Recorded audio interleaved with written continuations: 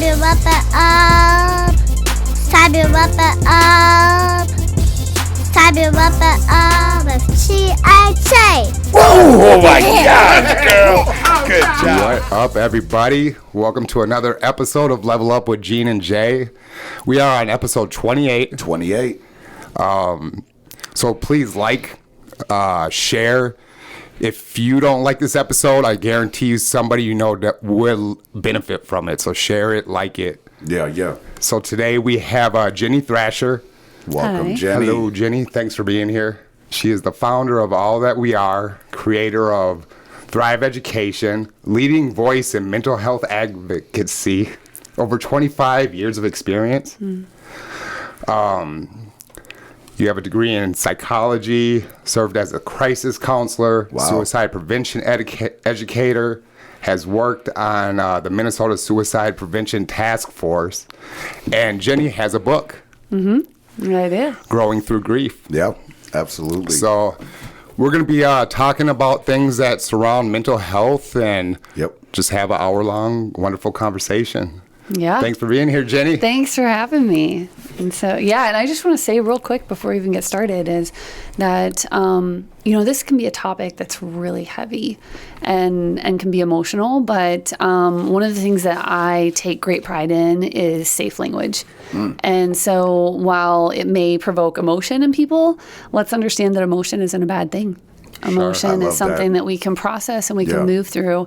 And that's, I personally have a ton of fun talking about this. I walk this fine line of recognizing the heaviness while also being in complete gratitude that I get to have these conversations on a regular basis. Right. Like it can be an uncomfortable conversation for certain people, but you could also make it not an uncomfortable conversation. The more you talk about, the more it's normalized. Exactly. That's for sure. I think a lot of people they're scared of the feelings that they get, like you're saying, when they bring up depression, mental health, and all that stuff, because they're worried that it's going to bring back those feelings that they're not ready to feel in those moments. So, so Gene, how would you like to start? Is there anything you would like to add to the intro before we get started? Did I hit everything correctly? Is it 25 years Yeah, you've it been is. in the game? It is That 25 quite years. the rap sheet right there. You don't look old enough to be doing this for 25 years. Thank you. Yay, gracefully. And that really does come from me being very intentional in my health and wellness. Okay. And 25 years is because I lost my dad. That's how this all started. Yeah. Was June 2nd, 1999. I lost my dad to suicide and my whole world crumbled. Sure. I was in the middle of getting my degree in psychology at the time of his death. And so I was very fortunate that after he died, I was able to return to school and go to each of my instructors and say, my dad just died, right? Wow. Like, I don't understand what happened. I need to understand what happened. And I'm not okay. How old were you I at was the time? 20. It was just before my 21st birthday. For your 21st birthday, and you were you had a couple more years left of school, and when you found out, you were on vacation, right?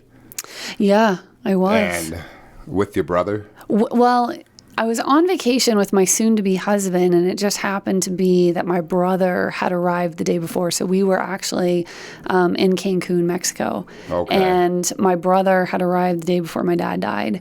And so when the phone rang, right, it was early morning, the phone rang, I actually thought when my husband's expression shifted to one of uncertainty and like there's a problem here, I thought, oh my God, what did my brother do? Right. Yeah.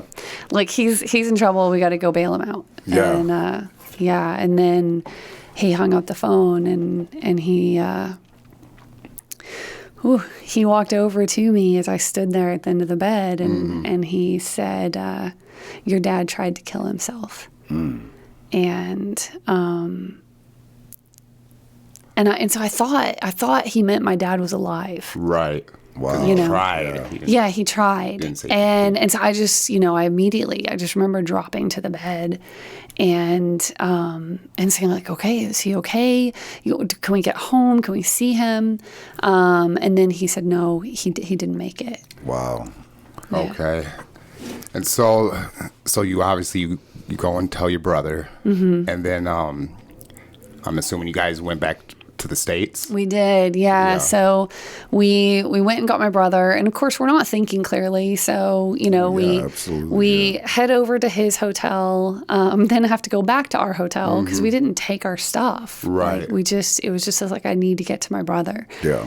And so we then got the last flight out that day when we were very fortunate because we didn't even check. We just went to the airport. Yeah. And actually, for anyone who was on a flight flying from on Delta, flying from Cancun, Mexico to Dallas, Texas on June 2nd, 1999, there were 3 individuals who got off that plane so that we could get on. Oh, really? Yeah, and I don't know who they are, Yeah.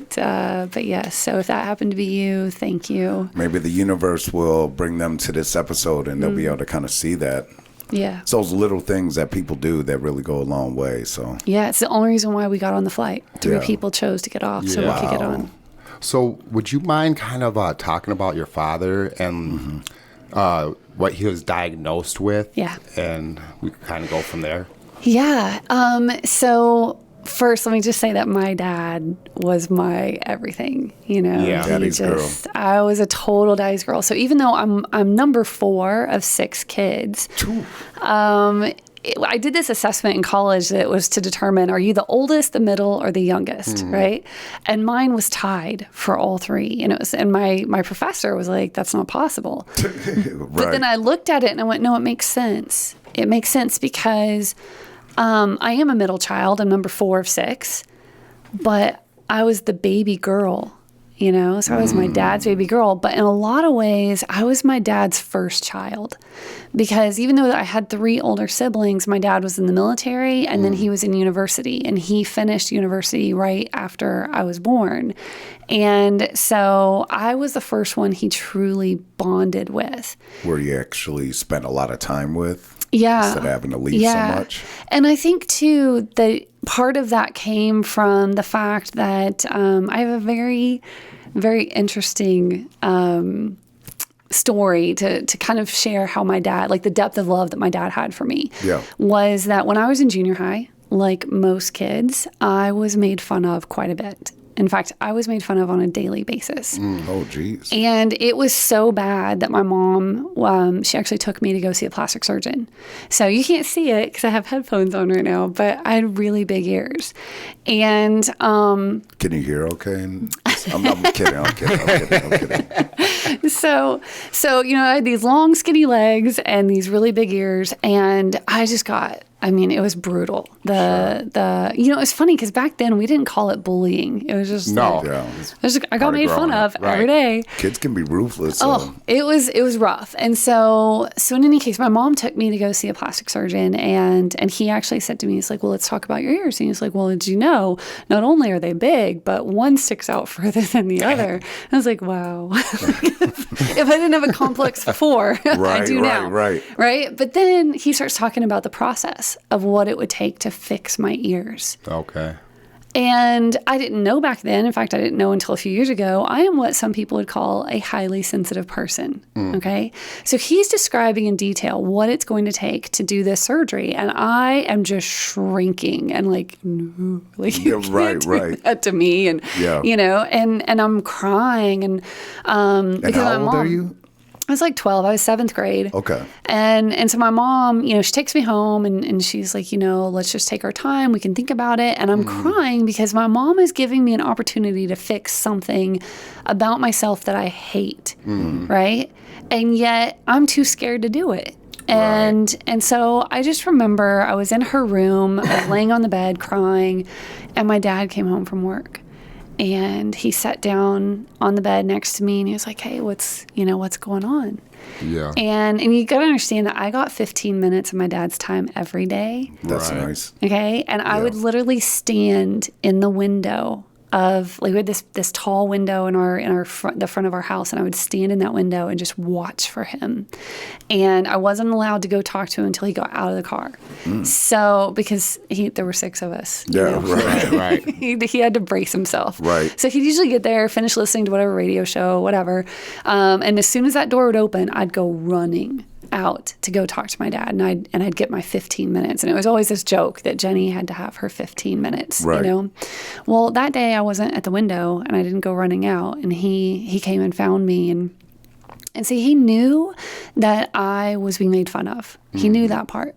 He didn't know that my mom was taking me to see a plastic surgeon. And I just heard him. My dad had this thing when he was really contemplating something serious where it's like he would think by like smacking his lips. It was like this weird, you know? And you're like, and the thing was, the longer that lasted, usually the more in trouble you were.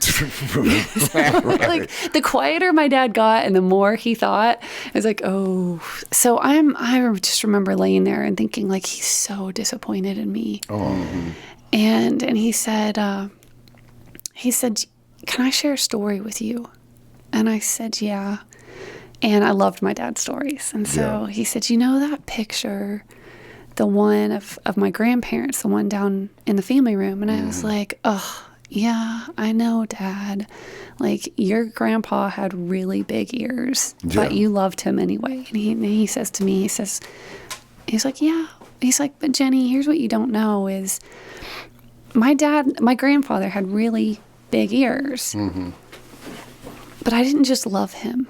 I loved him more than anyone. And the day that he died, I couldn't breathe. I didn't know how to move forward. And your mom did everything she could to console me, but all I wanted was him. Right. And then 9 months later, you were born with those big, beautiful ears. Oh, there you go. So that's awesome. Not every 12-year-old wants to hear their conception story. Yeah, you know? right. But my dad knew exactly what I needed to hear the perfect in that thing to moment. say. Yeah, right. To know how, like, he didn't just love me. He had loved me from the moment I was born, you know, and with such depth. Special connection. Yeah. So for me, this was the man who would push me, because he wasn't always nice like that either. Like, there were times he'd call me out for, are we allowed to use? Yeah, absolutely. We're an adult podcast. But there were times, like, I remember it was my birthday party and he called me out for being a bitch. Yeah. You know, and again, my dad didn't know I was a highly sensitive person, or if he did, he didn't understand that was a real thing. So for those of you out there who have really high empathy and you're extremely sensitive to environments and people and situations, it's not your fault. Right? And can we just say The Princess and the Pea was like our book to tell us that actually there's nothing wrong with us. We're special. That's our superpower. So hold on. So did you go through with the surgery, or do you have your ears still? I still have my ears. I like to say I grew into them a little bit. Are you more confident with I them? am. Yeah, I still know which one sticks out further than the other. Well, we didn't notice. Yeah. You know, I mean, you really have to find someone who's very like, I'm into ears. That's kind of my thing. You know what I mean? I bet there's a fetish out there, man. Right. I don't know. Maybe if I didn't have so much hair, like it would stand out more. Sure. But what's funny is when my daughter was born, she was born 6 weeks early, and they said, you know, that her ears hadn't fully formed yet. But, and so I was like, oh, okay. And I like put a headband on her to like pin her ears down so that they wouldn't stick out. Yeah. You said like Princess Pea, is that a book? The Princess and the Pea. Yeah, the fable about the princess. So there's this castle, I guess, house where random girls would just show up and look for a place to sleep. And the mom would say, okay, here, and you're going to sleep on this 100 mattresses. And the next morning, the mom would say, you know, how did you sleep? And the girls would say, oh, so well. I slept so great. It was so comfortable. And then there was the one who said, no, I tossed and turned. I couldn't sleep at all. And it was because there was a pea under the very bottom 100 mattresses. Wow. Okay. And she could feel it. And so it disrupted her sleep. And she said to the son, this is your princess. This is who you will marry. Wow. Okay. Throughout, Yeah, go ahead. Throughout your book and the research I've done, I don't think I ever caught your father's name. Were you purposely not giving out the name, or did I just miss it? I don't know. His name is Scott. Scott. Okay. Yeah. Shout out to Scott. Yeah, my daughter's got his name, so she's Kaylee Scott. Yeah, I was just curious because I was like, I never caught his name. I wanted to know what it was. So. Yeah. Like when I asked because like I've never heard the book or read the book, but I do know that like one of my songs that I always loved is J. Cole's Crooked Smile. Have you ever heard that song before? Maybe, but Yeah, where he really talks about embracing those so-called imperfections, you know what I mean? And you're built this way because you were meant to look this way, a certain way, and how the societal norms that people thrive to look like is not a real thing, and you have to embrace, that crooked smile of yours, and so I just think it's great for him to kind of come out and really talk about that and helping people really just accept who they are and embrace who they are, because that's the beauty part right there. So Yeah. So going before your dad lost his life, he was diagnosed with a certain disease. He was. What was the name of that disease? So the journey that my dad went on is one that I think a lot of people can relate to, where you're just going about life and then everything just feels like it's falling apart. Yeah. And, and it was just one thing after the next. And so I know you asked me to talk about that disease, and I will. It's just that I want to say that in the last 25 years, not only was this about me healing from losing my dad, this has also been about me healing from my own challenges, going through postpartum depression, becoming suicidal. Right. Even though I was a crisis counselor and a public educator. But then also going through numerous health conditions that I've actually been able to reverse all 5 of the conditions I was diagnosed with. wow. And then also helping my daughter transition from suicidal to thriving. So, so it's before I just jump into what he had, because I think it's important for people to understand. Absolutely. Wherever you're comfortable with starting at. That when someone is going through any type of mental health challenges, and especially when someone either attempts suicide or dies from suicide, is oftentimes we look for that one thing. What is the one thing that caused it, right? Was it the fight? Was it an argument? Was it stress at work? Was it a health condition? And I did that. After my dad died, I was so desperate to figure out, like, what was that thing? Because he wouldn't choose this. My dad wouldn't choose this. And the stigma says that this is a choice, right? And I'm just like, but you don't know my dad, and you don't understand. And so I'd always let people know, like, no, there was something wrong. There was something wrong. And I was so desperate to find that thing. And it turns out, yes, my dad had been diagnosed with a condition called sarcoidosis. Okay. It's an autoimmune condition that was attacking his lungs.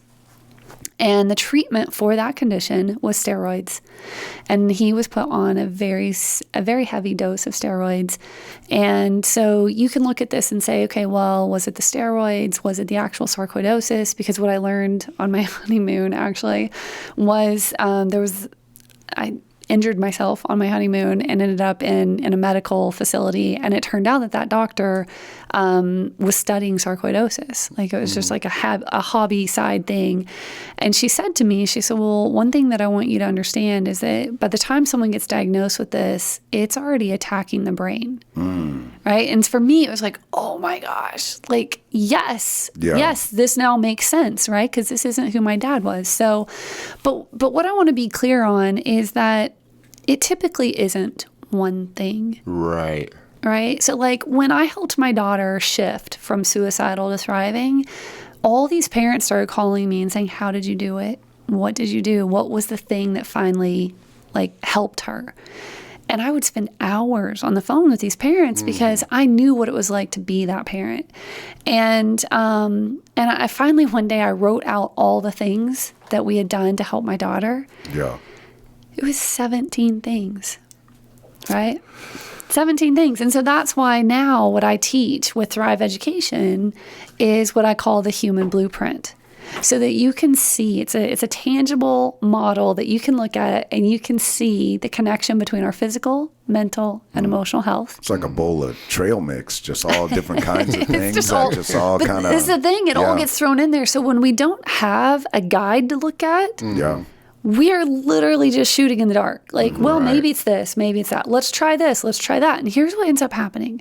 Let's say someone is going through a depressive episode and they're like, you know what? I heard running helps. I mean, who hasn't heard that I hate running. I'm not a fan of that either. So let's say it's me and I'm like, I heard running helps. I'm all like, okay, I can do this. I can do this. I'm going to run.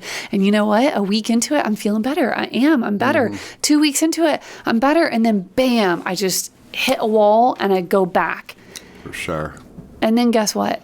I'm like, well, that wasn't it. It wasn't running. I'm not supposed to be a runner. Right. So I'm going to go find something else. And I'm going to find something else and I'm going to start feeling better. And then it'll feel better for me 2, 3, 4 weeks maybe if I'm lucky. And then bam, I'll hit a wall and I'll go back. Why? Because we're not addressing the root cause, right? We are addressing bits and pieces, but the problem is that every time we start something new, we start to make progress and we hit that wall, we often quit the thing that was helping.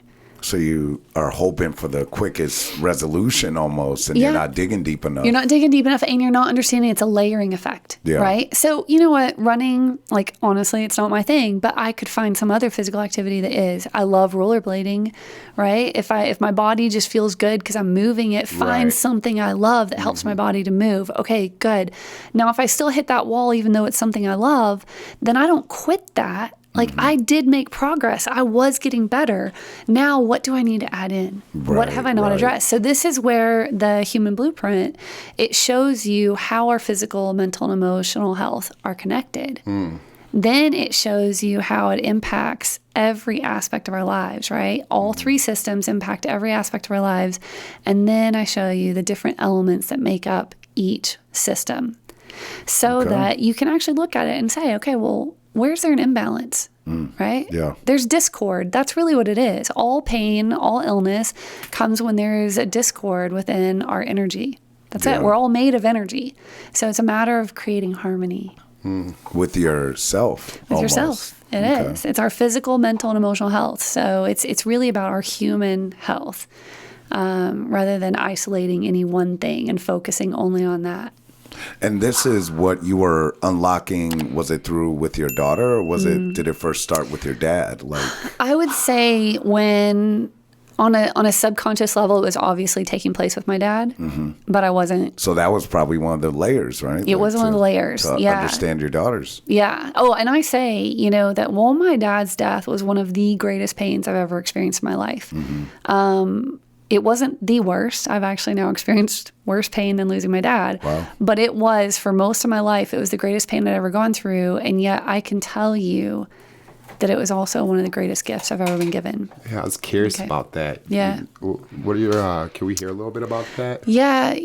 After my dad died, I had this strong, innate belief that there had to have been something that was going to come from this, something good was going to come from this. And I remember sitting in the car crying in East Texas, right? It's where I grew up, and just sitting there with was going to be my soon to be husband, and just saying to him, like, this isn't the way it was supposed to happen. And like, something good has to come from this.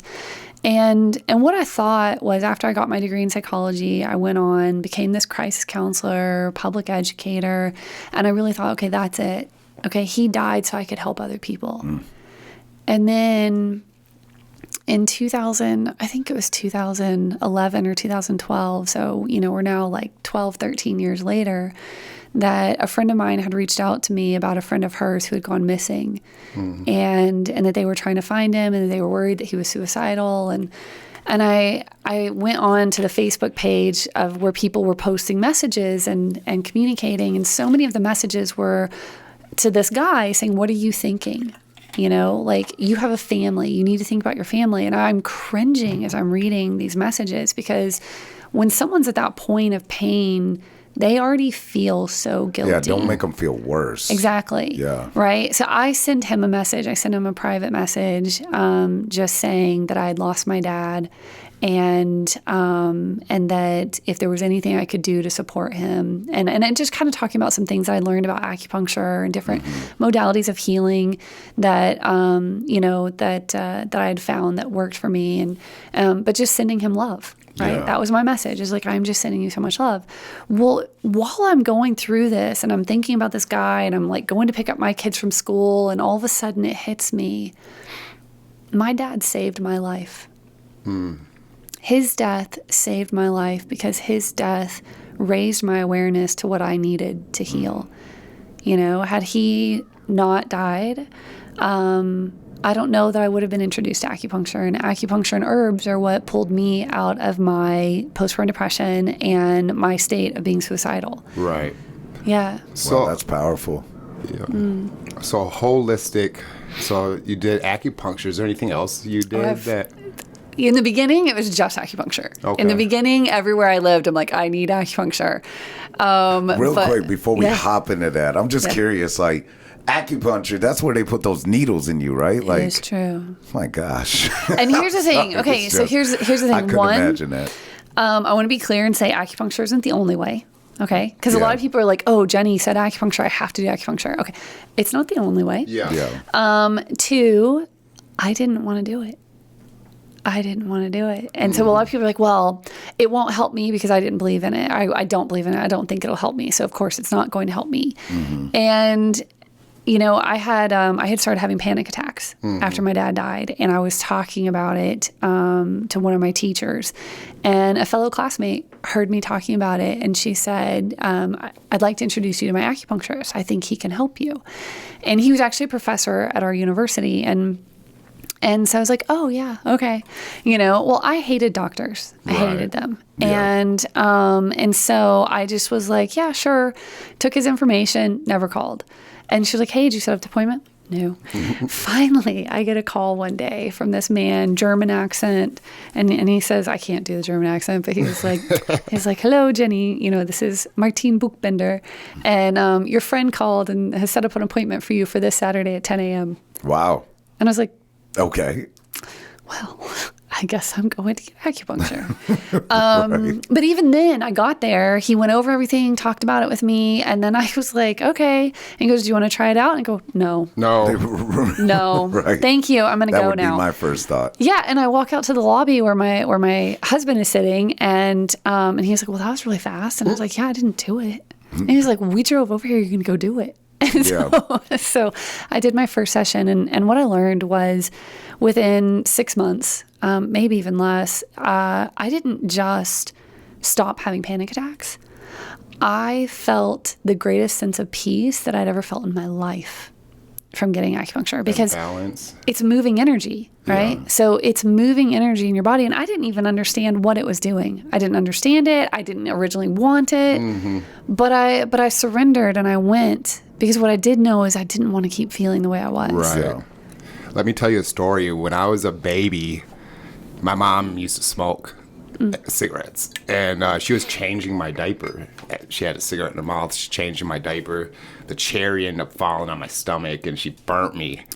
And so my dad's like, you got to quit smoking. Yeah. So the way she quit smoking is through acupuncture. Really? It worked. She went and got acupuncture and did it several times. Do you still have that scar, or is it gone now? I don't. I think it's gone. Yeah. Yes, no burn on my stomach. But yes, that's how she quit smoking. That's through acupuncture. You know, it's wild. That is a true 80s story right there. Smoking a cigarette, changing your kid's diaper. You don't hear that as much anymore, man, Yeah. So while we're talking about alternative medications, I have something that's a little off topic.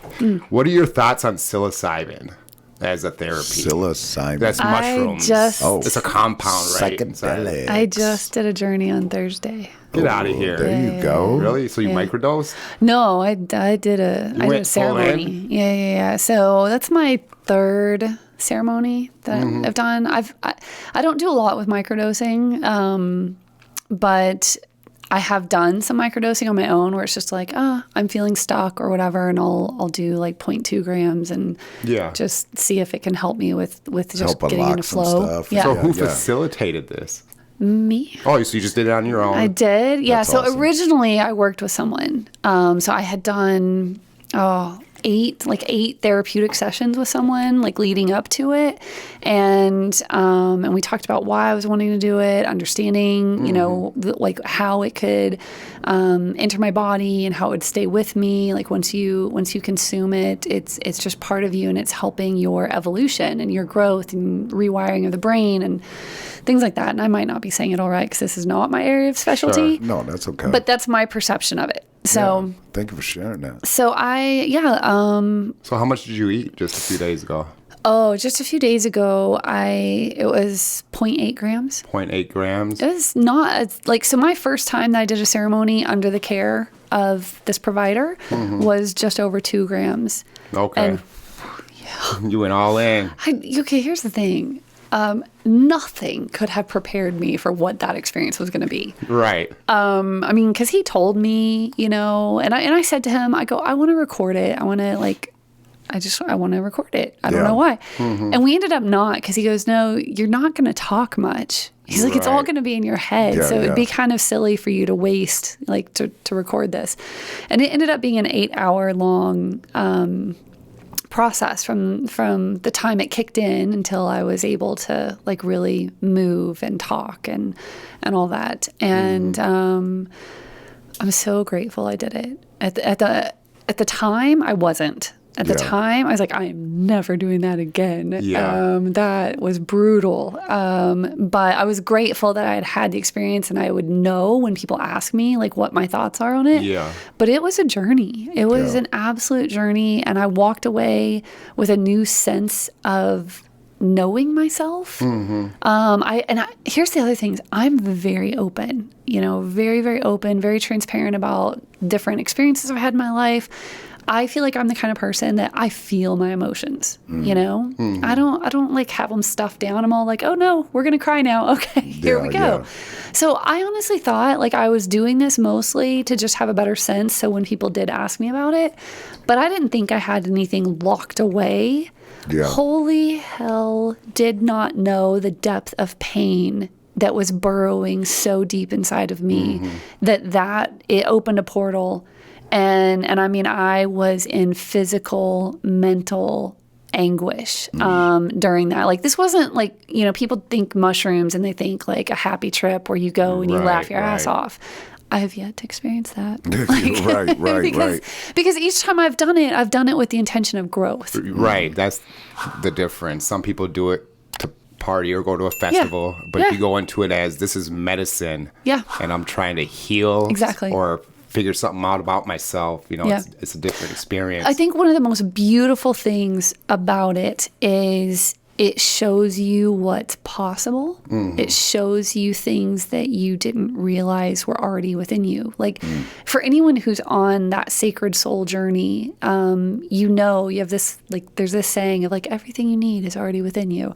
It's really easy to consciously say that, but to actually feel it and embody it, I think it was after I did the journey that I really started to embody that belief of like, no, all of the answers are within me. All of them are here. It's a matter of tapping into them. And I will admit that while I haven't done the like, let me laugh my ass off, I did do a small microdose before going to see Pearl Jam last summer.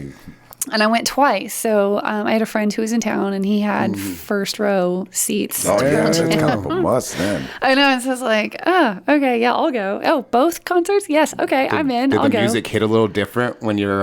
It was interesting because I took it... So I did like not even half a gram both nights that I went. And it was a Thursday night and a Saturday night.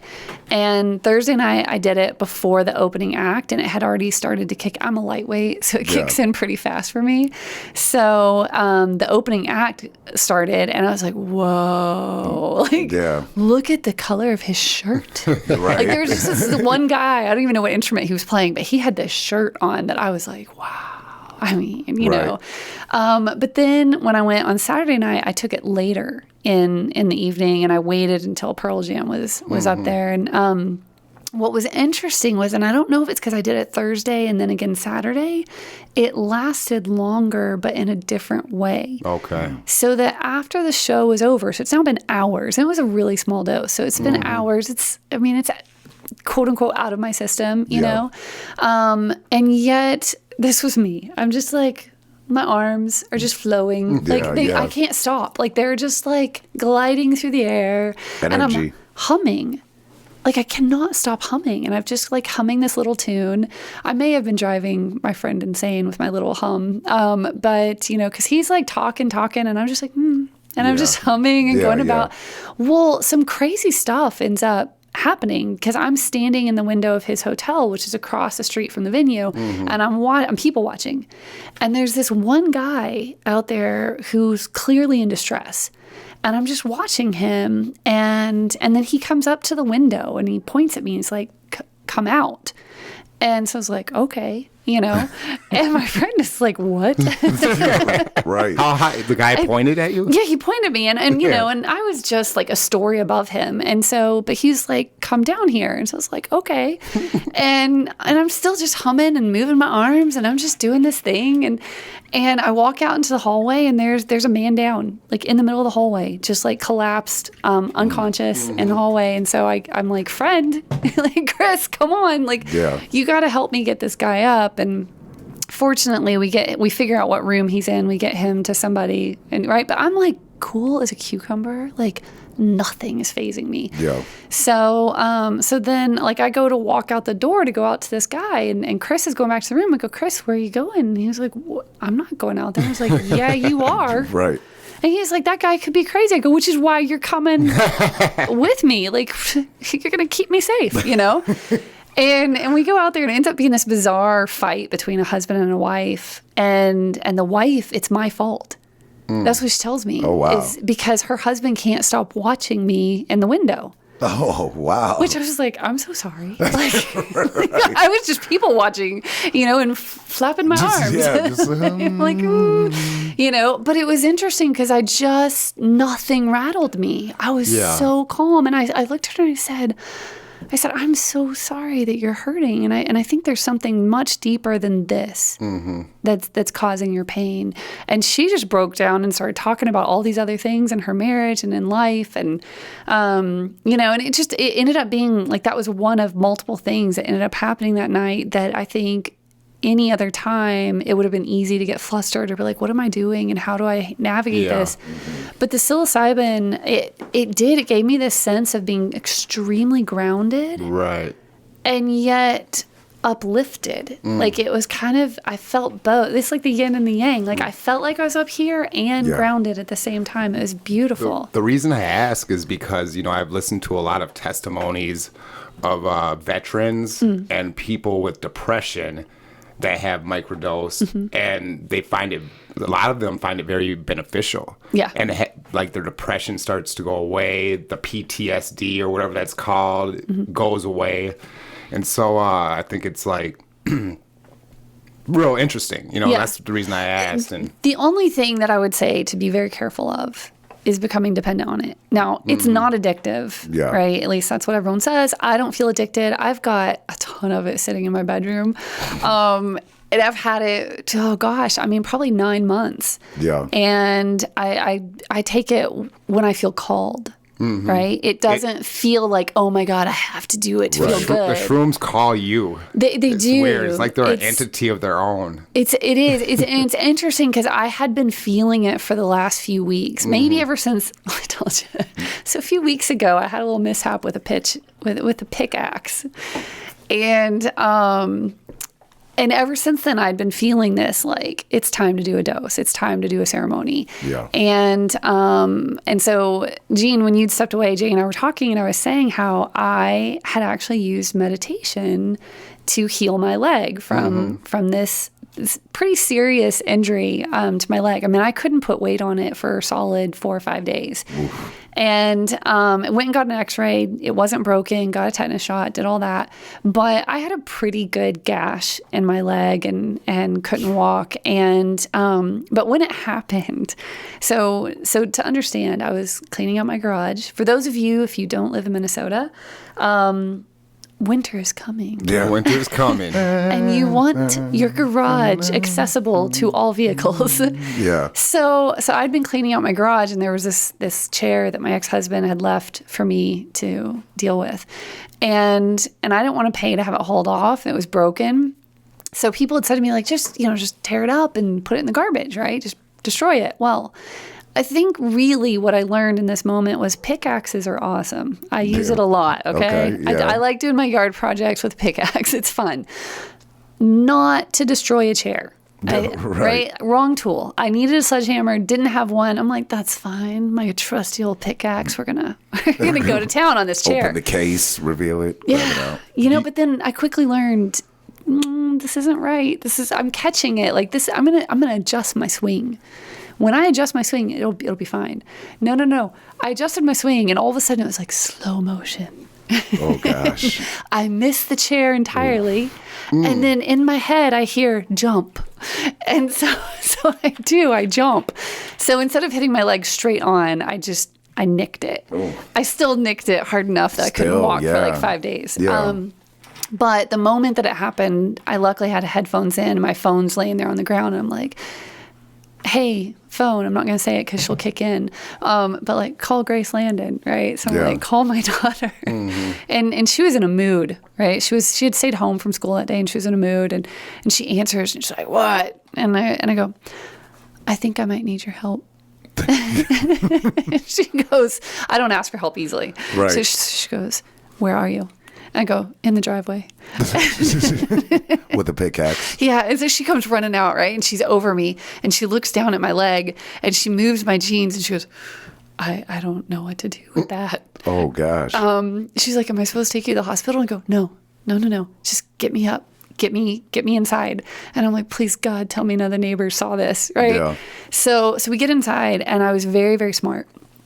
I messaged my business partner, and he is just this guru when it comes to moving energy and understanding how to heal with energy. And so I messaged him because he's in the UK, and I'm like, hey, by any chance, are you still awake? And, he writes back laughing. It's like, of course I am. And he's like, why, what's up? And I said, well, just a little mishap with a pickaxe, and just boom. Nothing big. Right? He just video calls me on WhatsApp, right? So we get on this call, and he starts talking me through how to move the energy to heal my body. Wow. Okay. So he says, and the part, this is all coming back to psilocybin, because a lot of people get to where they rely on the psilocybin to do this, but we can do it through meditation. We can do it without it. So if you can't access psilocybin, this is something you can learn to access within yourself. So he says to me, he said, your instinct is to push the pain away. He said, but I want you to understand that pain, that surge of pain that's going to your leg right now, that's actually a good thing. That is a sign that the energy is moving to the injury to heal it. So don't push it away. He said, I want you to surrender to the pain.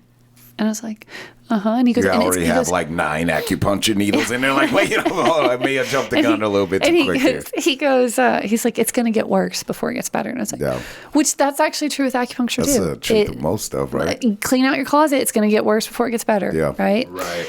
So okay. So we're on this call, and he's talking me through it. And he's like, I want you to picture the energy, like that pain that you feel. I want you to give it a color, a bright color, right? And I want you to just picture that movement, that energy, that pain in a circular motion, moving around the injury, moving around your leg. And so I just did everything they said. And then we just got into a phone call. Like, I just stopped even having awareness that it was hurting. Yeah. And, we put ice on it. We cleaned it, all that. I never bruised. Wow. I never had any, I had a little hint of like a yellow bruise, but considering what I did to my leg, like I had a little bit of swelling and very minimal bruising. Within 1 week of the injury, I was hobbling without crutches. By 2 weeks, I was on a plane headed to San Francisco, and you'd have no idea that I had like nearly broken my leg 2 weeks really earlier. Interesting. Are you a religious person? Spiritual. Okay, Yeah. so you're not like in any denomination or I was religion. raised Mormon, married a Catholic, was obsessed with becoming Jewish.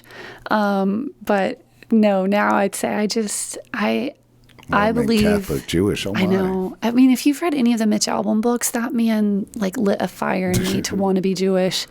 Why Jewish? Because he's Jewish and all of his books. I love his books. Yeah. Yeah. Well, I'm Jewish. Are you? I'm bluish, a black Jew. Oh my gosh. Yeah, I went to Talmud Torah. You did it all. I had a flat top this high with a yarmulke on top of it. What? I want to see that picture. Ain't no I've been pictures. asking for that picture for years. There ain't no wasn't- pictures. That was back in the That's 90s back when we nobody had had film. Right. Well, I definitely want to stay time sensitive.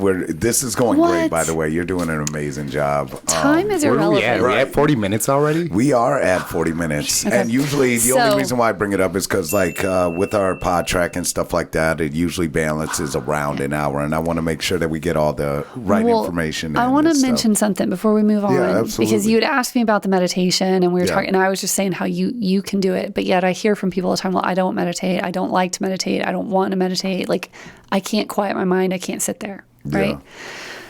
I didn't know how to meditate either.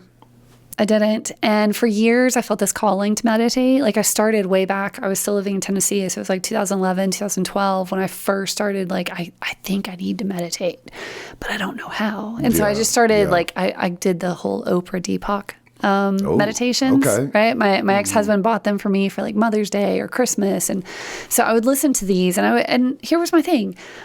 I didn't go into the perfect meditation pose. I literally would lay down on the floor. I would lay down on the floor and I would listen to these meditations. 9 times out of 10, I'd fall asleep. But my thought was, my subconscious is getting it, you know? So it's fine. And I know there's a lot of argument like, yeah, you're supposed to stay awake. No, it's okay to fall asleep. Whatever. People, just meditate. Yeah, Like, find your own. you know, path. don't worry about it being right or wrong. What I can tell you is that in 2020 is when I really got dedicated. And because it was COVID and I was like, what else am I going to do? And by then I'd bought the Deepak app. And so I was listening to his meditations every Deepak, day. really Deepak quick. Chopra. Okay. Is that what is that? Is that the He's- one with the circle or something on there, like an oval on the app or something? Like, what is Deepak? Deepak Chopra is a guru of wellness and meditation and mindfulness. And Okay. so he is, I think he's a doctor too. I don't bother with those things, but he's, Right. you know, he's got centers in California. He's, you know, got, in Arizona, I think too. But yeah, he's just got some cool stuff that is all around teaching wellness and mindfulness and Ayurvedic, you know, way of life and all that. So, Is meditation something you was that one of the layers with your daughter? she has yet to start meditating. Has We're yet gonna to, work okay. on that. Okay. Yeah, I continuously challenge her on it because here's the thing. Because she'll say this too. It's like, well, I don't know how, and I just can't sit, and I can't get my mind to quiet. Yeah. So I feel your pain, okay, daughter. So I just want to take us back all the way to early childhood when we first started walking. We didn't just get up and start walking. Right? We crawled and then we started pulling ourselves around on things or we scooted on our butts or we Yeah. did all kinds of stuff, but we kept doing it. And now we walk, right? Yeah.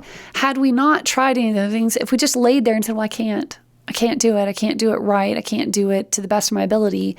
We would have never done it. And you know what? There's people today that I guarantee you there's physical therapists and occupational therapists that watch people as they walk. My childhood best friend's occupational therapist, so I know this. And she's like, that person's walk is all wrong. Like their gait or they have a limp or they're using their cane wrong or their walker wrong, whatever. So, you know, a lot of us still don't even walk properly, but we do it every day. That's true. So we don't have to meditate properly for it to benefit us. And I know that. this because everyone told me I was doing it wrong, that I would let myself fall asleep during these meditations, that I was lying down for them, all this. And they're like, you know, it's not the right way to do it. And I'm like, okay, well, I'm doing it. So would you say that meditation for you at least, is that at like one of the top, like say 5 things for you that really focuses on you taking care of yourself? And For sure. For sure. Yeah. I actually just recently did a challenge, a meditation challenge with Dr. Joe Dispenza. Well, I wasn't doing it with him. I was using his meditations with a group of friends. And it started out where it was an hour and a half each day. So it was like half-hour little lesson and then an hour of meditation. By the time we finished, it was 2.5 hours each day. And it was a total of 10 days. But I went ahead and I did it for a full month. Wow. Yeah. I mean, it just was a complete game changer in the way that I was resonating with people, experiences, the way I navigated helping my daughter move to college, all of that. Yeah. And that's why I say, I don't care if you do it right or you do it wrong, just do it. Yeah. And the reason that I'm so adamant about it is because in 2020 happened, right? Agreed to a divorce in 2020, moved into a house in 2021. So this is now my first time to own a house by myself without my husband. Congrats. Thank you. And I've got my 2 daughters there, and it's actually Halloween. Okay. So it's a Sunday, 2 a.m., October 31st, 2021, when my daughter busts in my room and is like, "You got to get out here." And I'm like, "What's happening?" You know, our dogs kind of mostly caught a rabbit. And so she had gotten the dogs back inside, but now this rabbit was stuck in the fence. Old Jenny would have been like, "Oh no, we're not doing this. Like, what neighbor can we go wake up at 2 in the morning to get this Let rabbit?" nature take its course. Let nature take its course. But meditating, Jenny, went, "Okay, here's what we need to do." Right. And I sent her inside to go get, plastic bags and a box. And as she went in, I kneeled down next to that rabbit. And then I looked up and I said, "Okay, help me do this." Right. Just help me be grounded, help me do what needs to be done so that everyone walks away from this feeling as good as possible. And we did. We actually were able to save the rabbit. We actually saved it. I don't handle loose teeth well. Like my children will tell you when they have loose teeth. I get squeamish. And now here I am with this rabbit like stuck with its inside showing. And So in handled 2020, you agreed to a divorce. yeah. Was it hard to navigate through the world of being single after that? Well, Like, I haven't after- yet. Oh. Still a work in progress. So, I'm recently divorced a couple years ago, and it's funny because nowadays, like, all these people are doing, like, online dating. And, back in the day, online dating was for weirdos. You're meeting up with somebody from the internet, but that's what people do nowadays. There's a speed dating event coming up. In Minneapolis, I just saw it. Oh my the God, other day. you guys should totally do it. It's called together. Not me. Swoon something. I don't remember, but I did see it on Instagram. So I went on a dating app for 3 weeks with the sole purpose of learning how to experience rejection. Like for real, I did this. It was a whole intuitive, awful experience. But I said to my intuition, "Why did you just have me go through this great deal of pain?" And I was crying on the floor. And this is one of the things I've learned, that when we're in that deep amount of pain, we can either hold on to that pain or even try to push it back in, or we can let ourselves feel it and ask, what am I learning? What am I meant to learn? And so I had this experience where my heart was broken, and I'm saying to my intuition, like, "You led me down this path. Why would you do that to me?" And now I'm laying here with my heart broken, like, why? And all of a sudden it went, "Well, Jenny, you're now single and you're about to launch a company and you don't do well with rejection. You need to change that." Yeah. So I said, "Okay, well, how do you practice rejection?"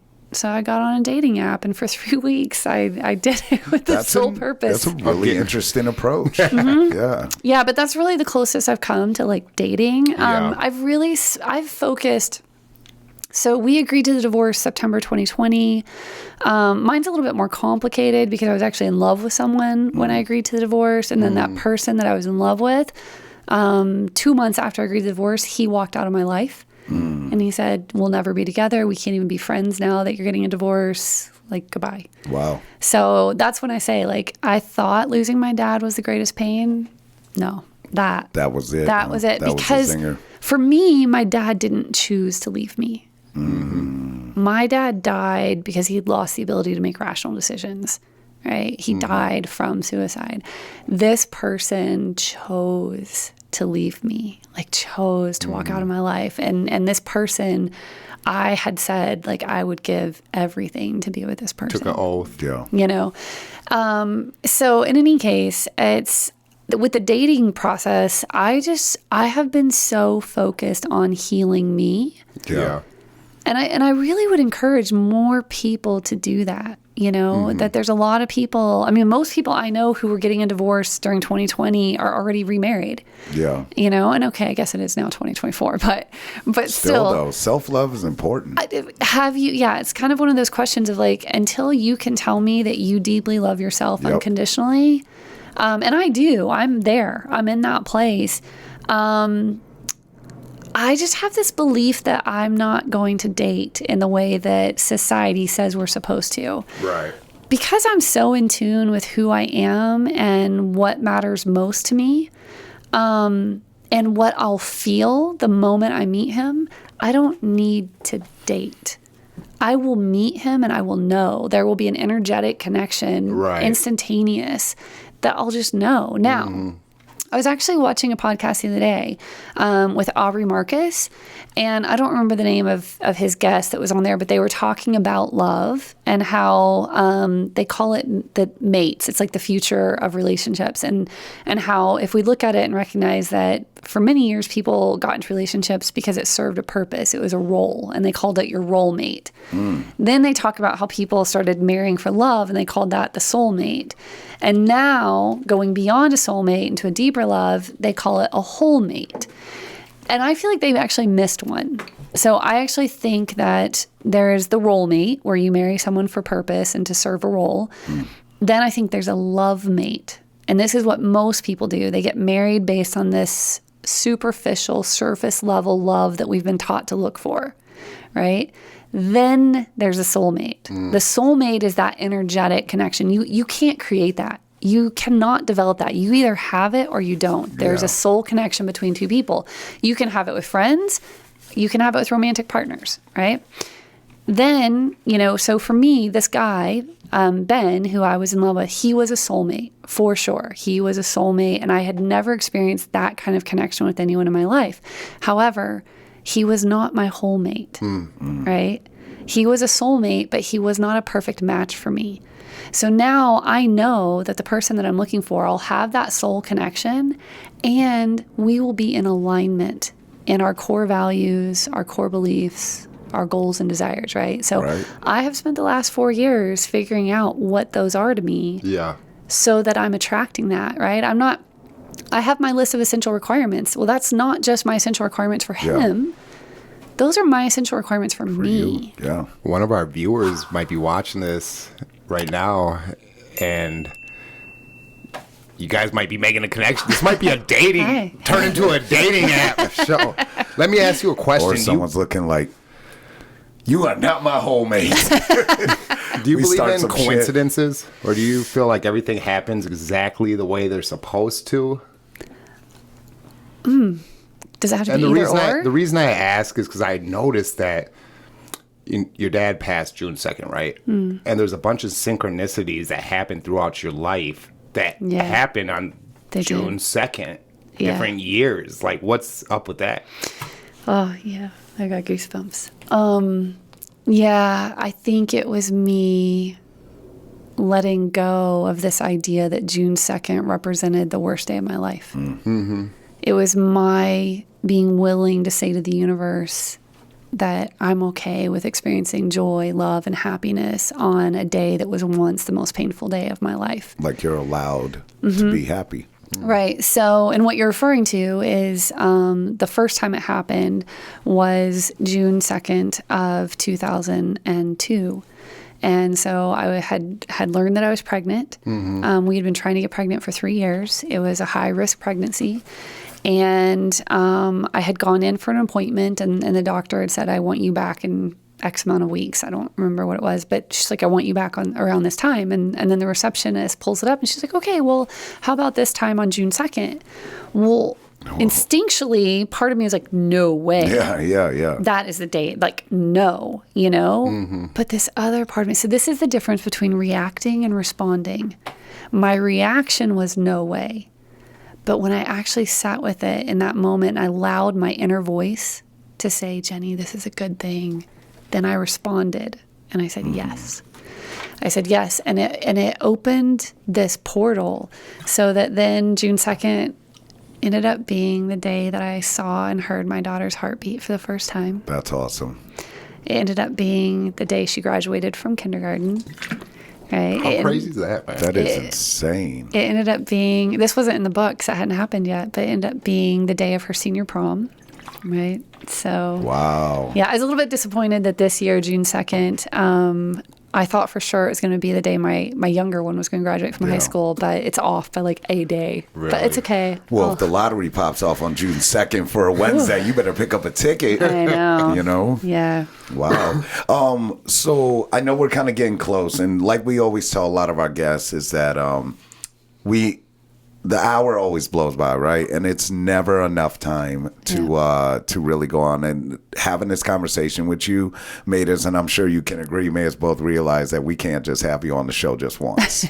This is definitely going to turn into a couple episodes to have you on. I mean, talking about that, what'd you call it with the microdosing? I think that could be its own episode altogether. I agree. You know, talking about, because I know we want to talk about the book, and I know we want to kind of get into depth of like, you know, just depression. Where's that put people in certain places? Gene, you spoke on how just mental health and depression, how you would really like to know about the genetics of it. Is it genetic and stuff like that, you know? 'Cause I thought it was super ironic that it sounds like your dad, yourself, and your siblings and your kids have all dealt with depression.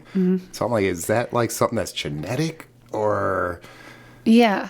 And if I can respond to that, so yes and no. Yes, just like heart conditions, you know, diabetes, all of that, right? So my mom and my grandmother both died due to complications related to diabetes. Does that mean that I'm going to? You know, no, what it means is I have the awareness that they went down that path and it was unhealthy and I can make different choices. So I always let people know that, you know, yes, genetics play a role, but they don't define us. Yeah. Just like a diagnosis doesn't define us. Yeah. You know, and I was saying earlier before we got on, I was like, this will be so cool to talk about. But Dr. Amen, I'm listening to his book right now about the female brain. And he even says, like, this is the only medical field where we treat an organ without ever looking at it. And so, you know, I think us moving in the direction where we're actually doing more to understand the human brain, also just understanding that, let's just be clear, suicide itself, it's not complex. Yeah. There's 3 factors that put someone at the greatest risk for suicide.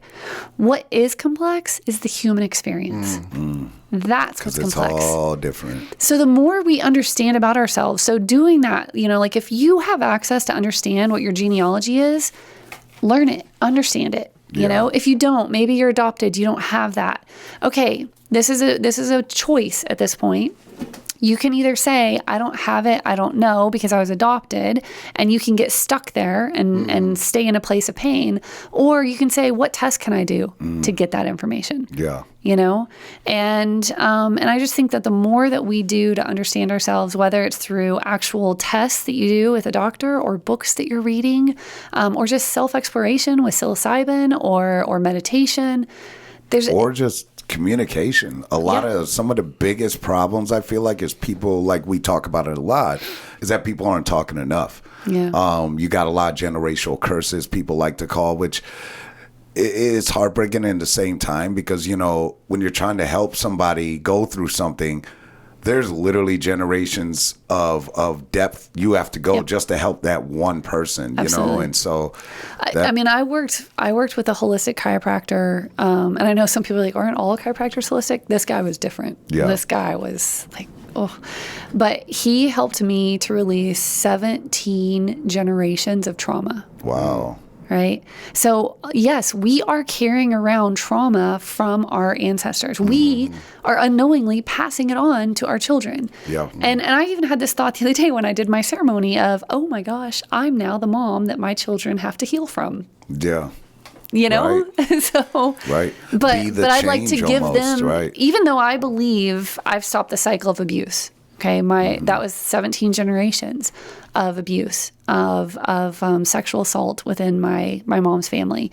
My children don't know that, right? They don't. I mean, they know it, they're aware of it, but they didn't experience it. Right. So I like to think like, okay, I stopped that, but I unknowingly passed on other things, Right. unintentionally passed on other things. Things And that so, slip through the cracks. so a lot of it's really becoming aware. And one of the things that really hit me yesterday, because I'm working with a friend getting ready to write an article together, is how do we alchemize hate? Which sounds kind of crazy, but really and truly, like I'll say to people, what is it you truly want what do you truly wish to experience in this life? And they're like, oh, they'll freeze up. And especially if they're in a dark place, if they're stuck and they can't see anything good, they have a hard time coming up with what they want to experience, what good they want to have. Right. You know what they're really good at? Telling you everything they hate. So this would be my advice. Write down right now, if you're watching and you feel stuck for any reason, is write down the things that you hate about your life. Write them down. But we're not going to stay there. We're not going to stay focused on that, right? Because we create what we fixate on. So rather That's than like part of the blueprint you speak of. Yeah. So if I continue to say, even if you don't hate it, maybe you just don't want it. So I remember when my daughter was born, I didn't want to have the same relationship that my mom and I had. My therapist, one of the only therapists I've ever truly loved and felt like actually helped me, said to me, Jenny, you create what you fixate on, right? So rather than fixating on the fact that you don't want the same relationship with your daughter that you had with your mom, I want you to focus on what you do want. Manifestation. Right. But sometimes when people are in that dark place, they first have to acknowledge what they don't want. So if you write out your list, maybe it's 10 things, right? Set a timer for 1 minute and just write down all the things you don't want to experience anymore.